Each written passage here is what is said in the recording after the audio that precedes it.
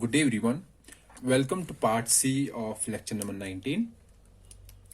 In the first two parts, part A and part B, we were discussing how to handle raw dependency. Okay, and first of all, we discussed that the software mechanism is to increase the difference between these two instructions which are dependent on each other. Okay, and we also discussed, so this was a software solution. We said that in a software solution, we have to be dependent on a compiler. However, we cannot rely on compiler. Okay, rely on compiler means it is not possible that our compiler will always insert the three instructions between these two instructions. It is not possible for compiler to find these instructions every time. And also compiler, every hardware has a different compiler, so that means if a programmer is there who has designed a compiler without keeping in mind the actual architecture of the processor or actual pipeline, he won't be able to remove the raw dependency, or we can say he won't be the compiler, that particular compiler won't be able to handle the raw dependency. Okay, so if the compiler is not able to handle the raw dependency and we were dependent on the compiler only, then that execution will result in an errored execution. Okay, so we cannot rely on compiler, so we should have some mechanism in the hardware itself that should handle raw dependency. Okay, so that will be the discussion of today's topic. What is the hardware solution to handle a raw dependency? What is the hardware modification that is there in our processor? Okay, we don't need a smart compiler for handling a raw dependency. Our hardware itself will handle the raw dependency. Okay, what is the solution? We have already discussed that solution when we were discussing about detecting the raw dependency. And in detecting the raw dependency, we discussed two mechanisms. One was scoreboarding, and another mechanism was combinational dependency logic.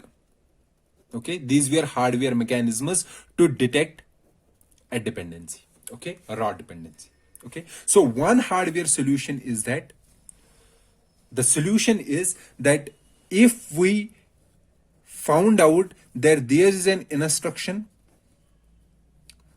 in fetch stage. Okay, there is an instruction in fetch stage, for example, let's say operand fetch, and this instruction has a dependency on any instruction in the execute stage, memory access, or write back stage. Okay, and that dependency, or we can say this raw dependency, can be easily find out with the help of scoreboarding or combinational dependency logic. Okay, so when we found out that there is a dependency between an instruction in the operand fetch and the execute stage, what will we do? That we were having, this was our pipeline, so these were pipeline latches.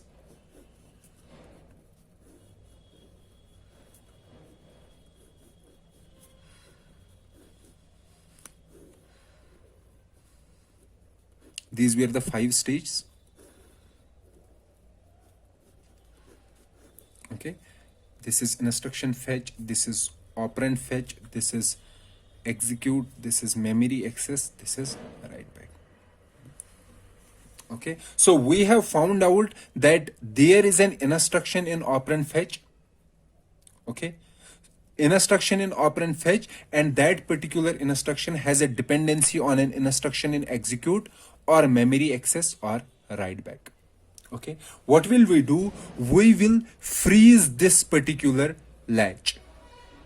Freezing means that instruction fetch won't fetch any instruction from the memory. Okay, because when an instruction fetches the instruction from the memory, it has to put that instruction into this latch. So we will freeze this latch. Freeze means no entry will enter this latch and no entry will exit this latch. So first of all, we are freezing this instruction fetch operand fetch latch, this latch. Okay, the instruction which is dependent on instruction in execute, memory access and write back, any of the instruction here, so that instruction remains in this stage. Okay, now execute will handle the instruction, whatever the instruction it is handling. Let's say I5, it is handling I6, it is handling I7. Okay, these instructions will move. Okay, but no instruction will move from this stage to the next stage. And why it won't move? Because this instruction depends on some other instruction, so it has to wait for that instruction to get completed. Okay, so it will wait in this instruction. So execute stage will complete I5 and it will send I5 into the latch. Okay, what will now, after sending this I5 to the latch, what will be executing doing? Execute stage doing. So it will get an instruction from this particular latch. But since we know this particular latch, previously it was having which instruction? I5. Okay, and that I5 moved from this to execute, and execute completed and sent it to this latch. And what is there in this latch? In this latch again there is I5, because we have not written something else in this latch. And why we have not written something else in this latch? Because there is a dependency. So if we allow this execute to again read from this latch, it will again execute I5. Okay, so it will result in some incorrect execution. What will we do? After I5, we will insert a NOP instruction here in this latch. Okay, so when execute, so this NOP will rewrite this I5 here in this latch. Or execute, after completing I5, it will send I5 to this stage and it will take next instruction from this latch, and this latch will have NOP. So next instruction it will complete NOP. Okay, and we will keep on inserting NOP till the dependency is completed. After the dependency, or we can say the instruction on which this particular instruction was dependent, when this instruction has completed this execution, we will unfreeze this particular latch and we will allow an instruction to move from operand fetch to this latch and from this latch to the execute stage. Okay, so this is a hardware solution to handle raw dependency. And as you can see, that is, it is similar to the solution provided by the compiler, but here our hardware will be able to handle all the dependencies and it will be able to find the equal number of NOP instructions. Okay, why equal number of NOP instructions? Because after executing every NOP instruction in parallel, it will find out if this instruction is still dependent on some other instruction. Okay, so it will wait till our dependency is completed, our dependency is removed, and when our dependency is removed, then only it will allow this instruction to go further into the pipe. Okay, and as you can see here from this particular diagram, that there won't be any effect on the IPC. So IPC, if it was 0.7, after executing our code, it will remain the same.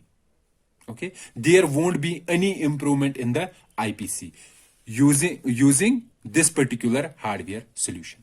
The second solution in the hardware is, which is called forwarding, which we also call the data forwarding. So let's see what this forwarding is. Okay, so let's take an example. Let's take an example here. So let's say I1 is an instruction, that is add x2, x3, x4. Okay, and I2 is an instruction, that is add x5, x2. Fine. Okay, so this is our pipeline diagram.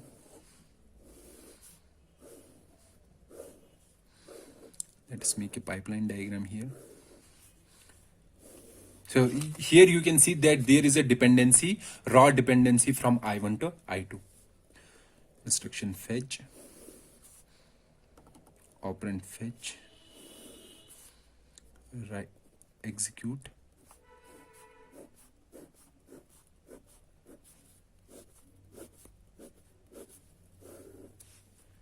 memory access and write back. These are our cycles. Fine. And this is our pipeline. So let's make a pipeline as well. So this is our pipeline. So I'm not making inter-stage latches here for simplicity.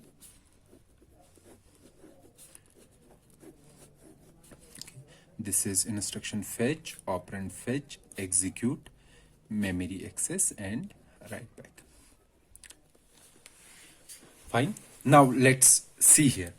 When I1 came here, I1 has been fetched in cycle 1. In cycle 2, I1 will come to operand fetch and I2 will come here. Okay. Now I1, what is I1 doing in operand fetch stage? Basically, it is getting X3 and X4, okay, from the register file. Now, after getting X3 and X4, in the third cycle, it will move to execute, okay, and I2 will come to operand fetch, but we know I2 is dependent on I1, so we won't allow this I2 to fetch X3 and to fetch X2. Why we won't allow it to fetch operands? Because it is dependent on I1. So which operand is dependent on I1? X2. And this X2 is generated by I1. Okay. So now let's see in the third cycle. What is I1 doing? I1 is adding these two, X3 and X4. So after adding X3 and X4, it gets some result. Okay. Which we used to call ALU result. So this result, it has to write this result in X2. Okay. When was this result available? This result was available in which stage? Execute stage. Okay. But it is writing this result in X2 after which stage? Write back stage.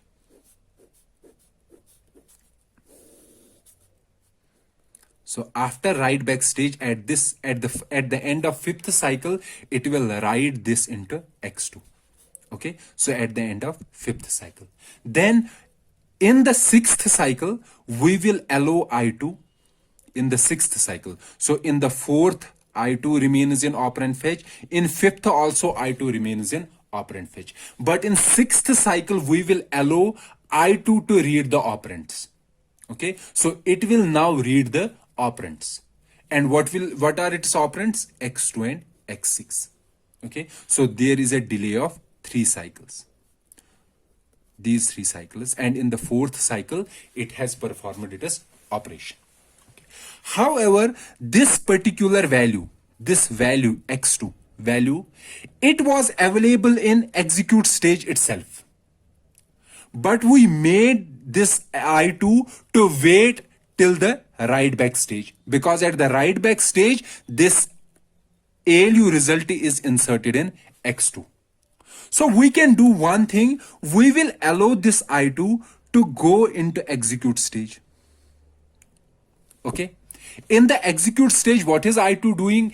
I2 is doing X2 plus X6. Okay. But we know X2 has a previous result because at this particular point, I1 is in memory access. Okay. So X2, instead of using previous result, we will use here ALU result that was generated by this I1 plus X6. Okay, so please keep this in mind, what I am saying here. So let me repeat it again. For example, I1 was here. Let's say I1 was here and I2 is here. Okay, so let's leave the pipeline diagram. Previously, what were we doing? We were making this I2 to wait an operand fetch. Up to which point? Up to the point when our I1 completes the write back stage. So in this particular scenario, what I am saying, since I1 is generating here ALU result in this stage. Okay. After generating the ALU result, we will allow this I1 to go to memory access and we will allow I2 to go to execute. However, instead of using X2, the value of x2 here, we will use the ALU result that was generated by I1. Okay, so we can say that we are forwarding this particular value, okay, this particular value to instruction I2. In which stage? In execute stage. Okay, let me repeat the same with the help of an example. So what we are saying that, let's say we have two instructions I1 and I2. I1 is add x2, x3 and x4, and I2 is add x5, x2, x6. Okay, so there is a raw dependency. Okay, so let's make a pipeline. This is the pipeline. I am not making the latches here.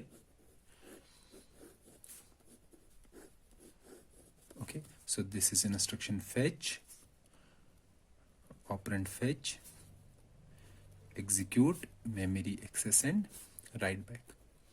Okay, for example, let's say x2 has 3, x4 has 4, or sorry, x3 has, let's keep it here, x2 has 1, x3 has 2, x4 has 3, x5 has 4, and x6 has 5. Okay, so after executing these two instructions, what will be x2? x2 should be x3 plus x4. So x3 plus x4 is 3 to 5, and add x5. So x5 should be, so for instruction I2, operand 1, x2 should be 5 plus x6. x6 is 5. So 5 plus 5 is equal to 10. Okay, so x5, this instruction I2, for x2 it should use 5. Okay, or we can say these two instructions, instruction 1, it has two source operands, rs1 and rs2. These are its two source operands, and the value of these operands is op1 and op2. Likewise, I2 also has two source operands, rs1 and rs2. So it will be op1 and op2. So what will be op1? For instruction 1, op1 will be 2 and op2 will be 3. So because rs1 is x3 and x3 contains 2, and rs2 is x4 and x4 contains 3. And for I2, rs1, op1 should be 5. Okay, that is x2. It should be 5.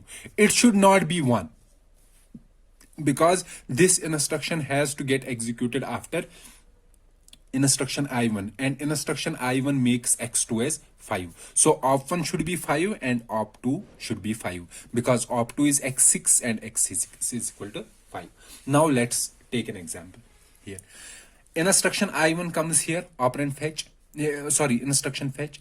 Then in second cycle, instruction I1, so let's say cycle 1. So instruction 1 is here. Okay, cycle second cycle, instruction 1 goes here, and instruction 2 is here in instruction fetch. Okay, now in I1, in operand fetch, what is I1 doing? I1 is getting operand 1 and operand 2, basically register 1 and register 2. So it will get x3 and x4. What will be the value of x3? X3 will be, so x3 will be, it will get op1 as 2 and op2 will be x4, and x4 is equal to 3. So it will read these two values. Okay, fine. Now in cycle third, okay, I2 will come to operand fetch, I1 will go to execute. Okay, I1 will go to execute with these two values, 2 and 3. So in execute, what is execute doing? So this is execute. Okay, it is getting I1. it is getting I1 and two operands, 2 and 3, or we can say operand 1 and operand 2. Okay, what will execute do? Execute will see this instruction. What is this instruction? It is add instruction. So it has to add these two, 2 and 3. Okay, so it will add 2 and 3 and the value will be 5. Okay, so in the third cycle, I1 will come here with operands 2 and 3 and output of execute stage will be 5. Okay, now I2 in third cycle is in operand fetch, and in operand fetch I2 has to fetch these two operands x2 and x6, but we know x2 is dependent on which instruction? I1. So we have to wait for I1. But what is the value of x2? The value of x2 is this 5. So my instruction, this I2 will need this 5, this value 5. Okay, so instead of waiting up to this write back stage, we will use this 5 from the execute stage itself. So whatever output from the execute stage, we will use the same output for the next instruction. And what is the next instruction? The next instruction is I2. Now let's see what we will do. We will allow this instruction to read its operands. So it will read x2 and x6. Now let's see what is x2 and x6 as this at this point. What is x2? X2 is still what? 1. And x6 is 5. Okay. Now what we are doing, we are allowing this instruction to go. Okay, so in cycle 4, this instruction I1 will go to memory access. Okay, and I2 will come to execute stage with two operands 1 and 5. Okay, so similar operation will be here. So it will come with 1 and 5. Okay, what will we do? We will compare the destination of I1. So what was the destination of I1? It was x2. We will compare this destination with these two source operands. So what will we do? We will compare this with operand 1 and operand 2. Okay. After doing the comparison, if this destination matches, so here it matches with operand 1. So instead of using this value, we will use this value which was ALU result. Okay, and what is this value? So we will write here 5. Fine. And operand 2, since it does not match with the destination of previous instruction, so that means we will use it as own value. And what is own value? Own value is 5. So for this instruction I2, output will be, instead of 5 plus 1, it will be 5 plus 5, and that is 10. Okay, fine. Now in the fifth cycle, this I1 will reach to write back. And in the write back, we know what was its result. Its result was 5. It will write 5 in which register? X2. Okay, so the final value in X2 will be 5. And in the sixth cycle, our I2 will reach to write back. And we know what was the result of I2? I2 is 10. So it will write 10 in X5. Whatever its destination is, X5. So what is the final value in X2? X2 is 5 and X5 is 10. That was the final result in X2 and X5. Okay. So in this particular scenario, what we did is that whatever the output of our execute stage, whatever was its output, okay, this output is given as input to the same stage for next instruction. Okay, so the first instruction was I1. So it completed its execution. So after completing the execution, it produced this result, ALU result.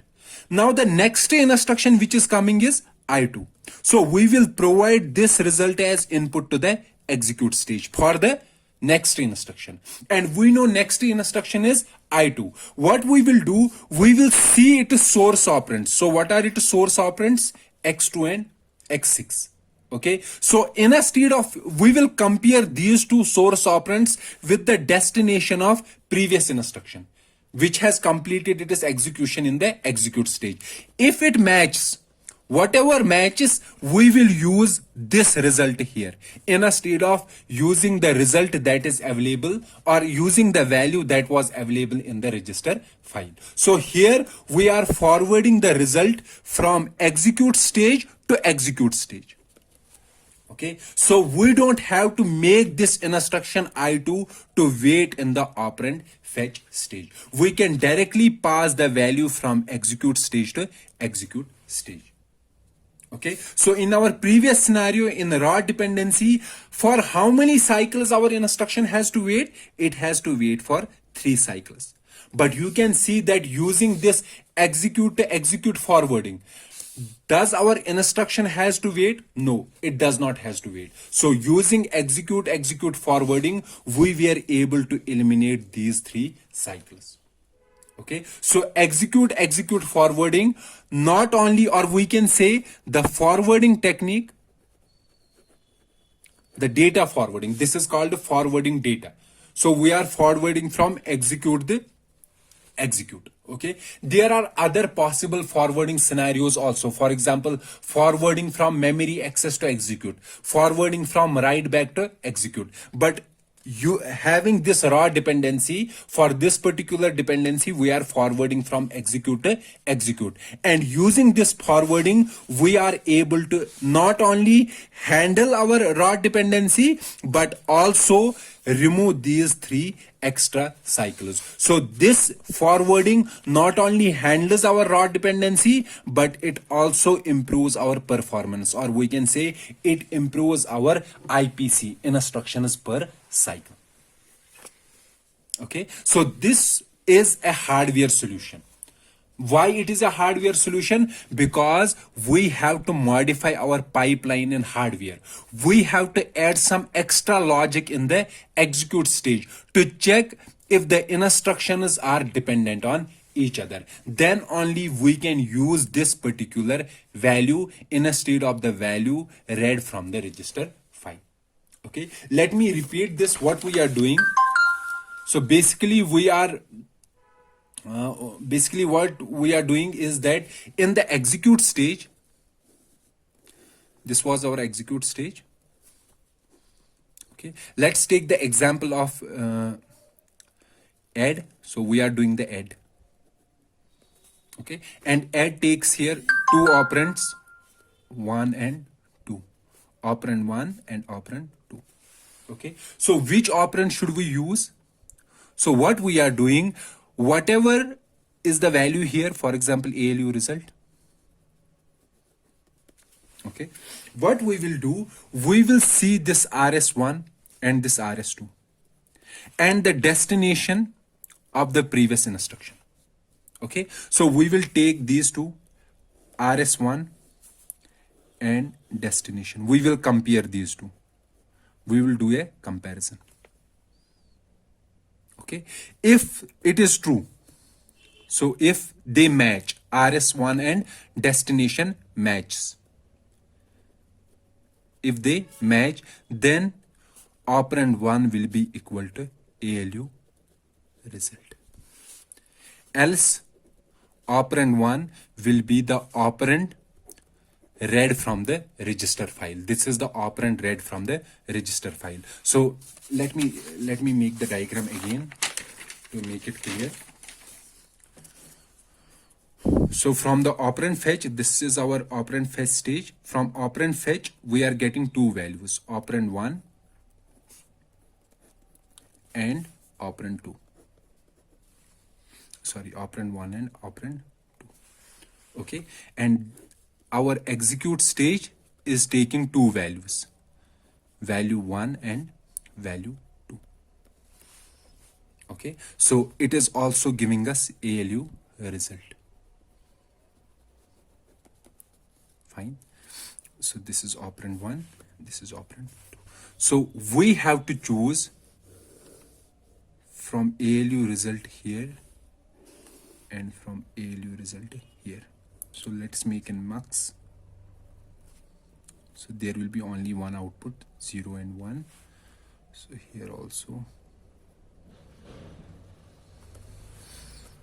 0, or let's keep ALU result as 1 and operand 1 is 0. This is 0 and 1. This is ALU result. Okay, this is ALU result, and connected this with V1 value 1 and connected this with value 2. So these are mux, and we know every multiplexer chooses between its inputs. So how many inputs are there? There are 2 inputs, so there will be a control line. So based on this control line, we will choose whether we have to choose operand 1 or we have to choose ALU result. Likewise, we will have a control line here. And based on this control line, we will choose whether we have to choose ALU result or operand 1. Okay, let's take 2 instructions here. Let's first take these 2, x2, x3, x4, and I2 is add x5, x6, x7. Okay, let me make another. So what is this control line? Basically, this control line is a comparison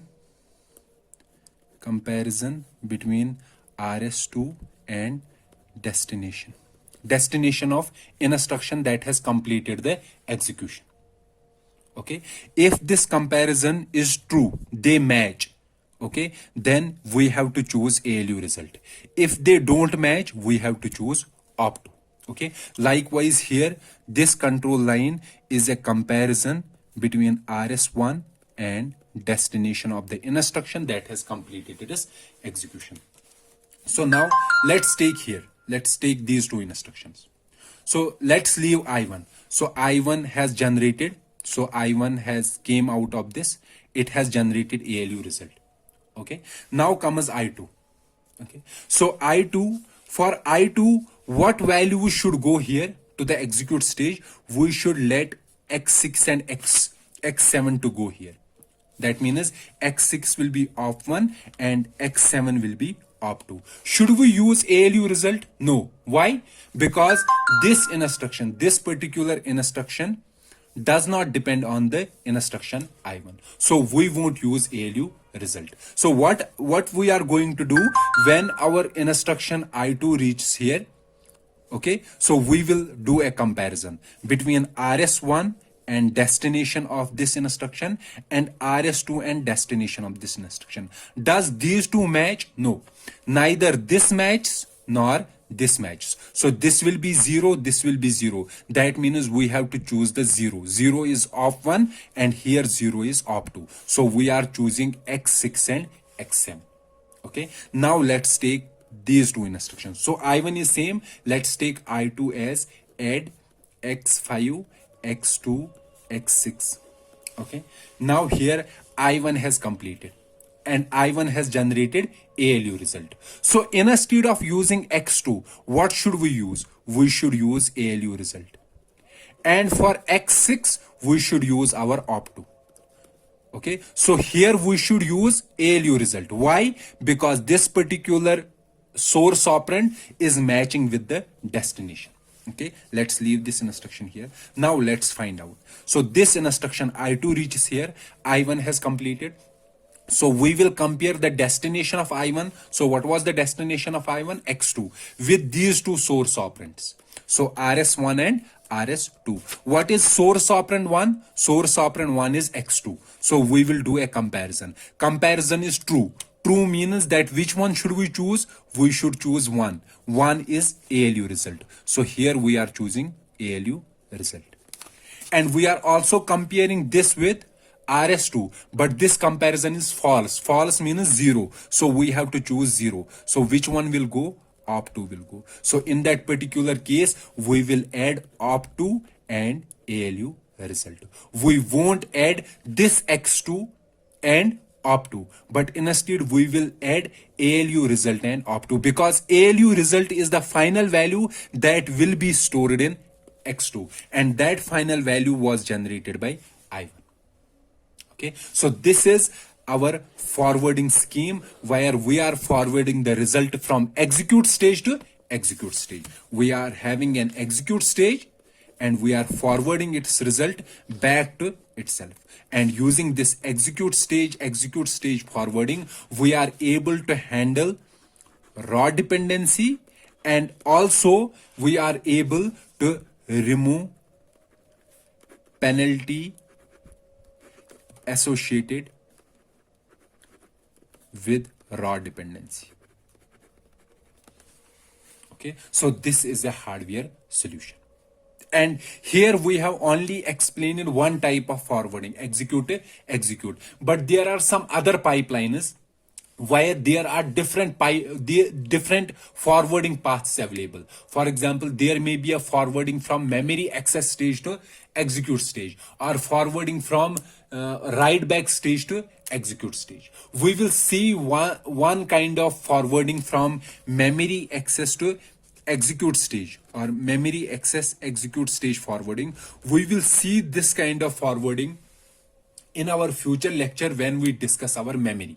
Okay, in that particular lecture we will discuss this special kind of forwarding where we are forwarding the value from memory access to the execute stage in order to remove the extra penalties.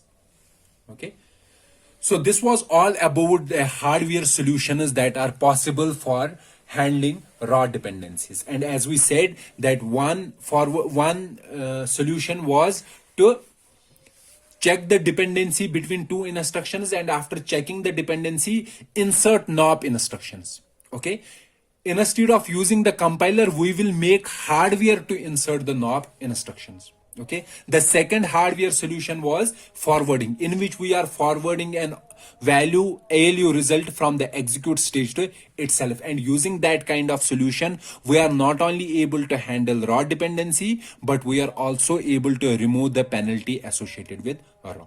So this was all about the raw dependencies and how to handle raw dependencies. In our next lecture, lecture number 20, we will discuss control dependencies, or we can say control hazards, and we will discuss the solutions that will be there to handle such hazards. So let's meet in the next lecture. Till then, goodbye.